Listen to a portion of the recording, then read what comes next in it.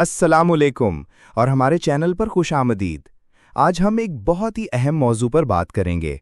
ज़िंदगी में ऐसे लम्हात आते हैं जब हम शदीद मायूसी, उदासी और दुख का शिकार हो जाते हैं।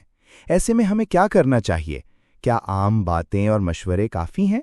आज हम बात करेंगे कि हमारे प्यारे नबी सल्लल्लाहु अलैहि वसल्लम ने हमें ऐसे मुश्किल वक्त में क्या सिखाया है। जब नबी करीम सल्लल्लाहु अलैहि वसल्लम को शदीद गम और परेशानी लाहक होती तो आप कुछ ख़ास दुआएं पढ़ा करते थे।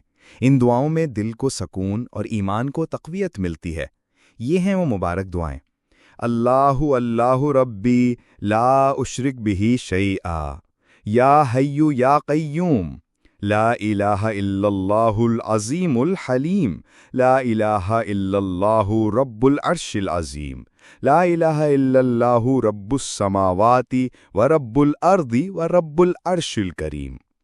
इसके अलावा जब हमें किसी नुकसान का पछतावा हो या दिल में ख्याल आए कि काश ऐसा ना होता, तो नबी सल्लल्लाहु अलैहि वसल्लम ने हमें एक और अहम कौल सिखाया है। वो है क़द्दरल्लाहु व मा शाअ फ़अल, यानी अल्लाह ने यही मुक़द्दर किया था और जो वो चाहता है करता है। याद रखें, हमारे नबी सल्लल्लाहु अलैहि वसल्लम की सिखाई हुई दुआएं और अक़वाल हमारे लिए हर मुश्किल में रहनुमाई का ज़रिया हैं। इन पर अमल करें और अपनी ज़िंदगी में सुकून और इत्मीनान पाएं।